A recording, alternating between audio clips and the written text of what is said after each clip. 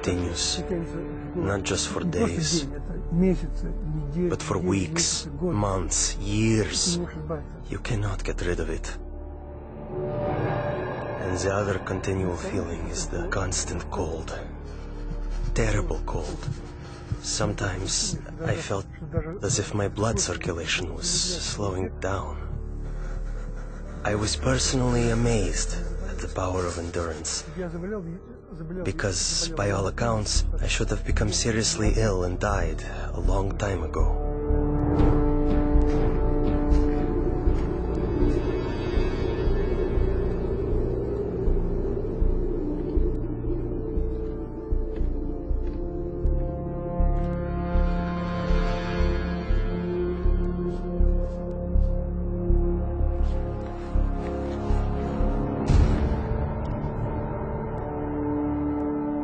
One night, I was thrown into a cell with a broken window.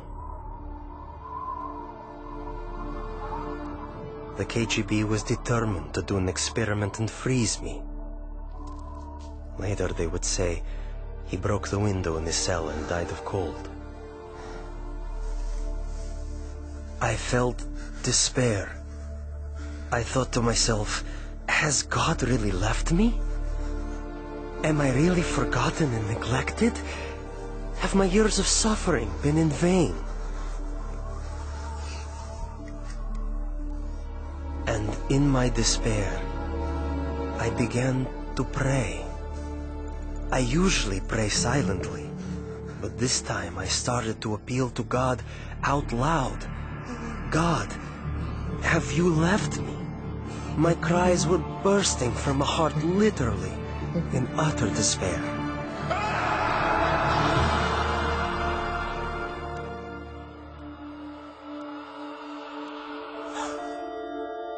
One night I had a dream.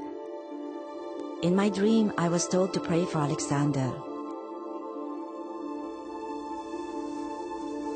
I had no idea who Alexander was. But I told my church, and we began to pray for him.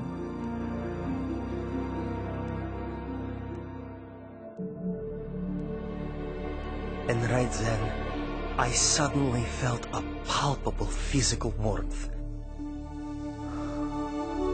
Not the kind that comes from a heater, but like when a mother draws her freezing child to her breast and warms him with her tearful breath of compassion. It was a very living, human warmth. It penetrates you as if piercing you to the heart. And inside your heart, a spring opens up, out of which flows peace. A wonderful, magnificent, soothing peace.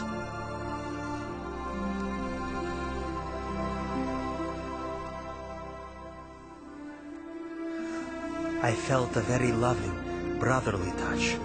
Someone's caring hand touching my shoulder. I actually felt it.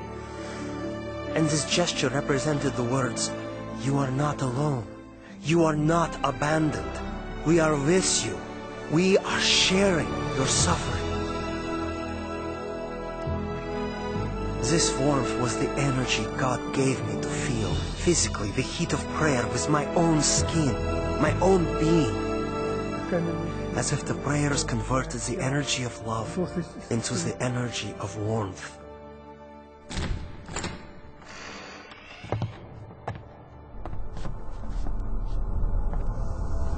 In the morning, it was a shock to my executioners.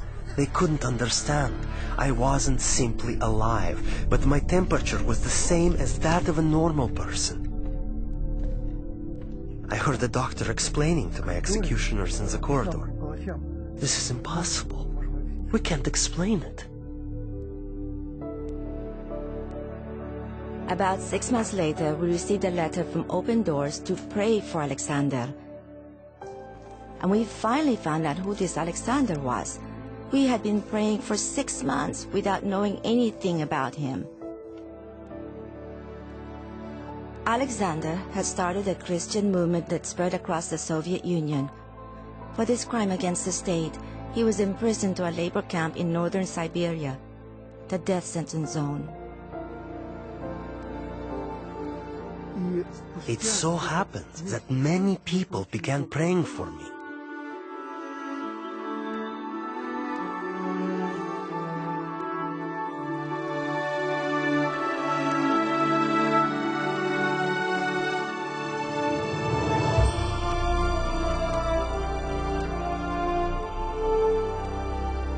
And that was exactly when they released me.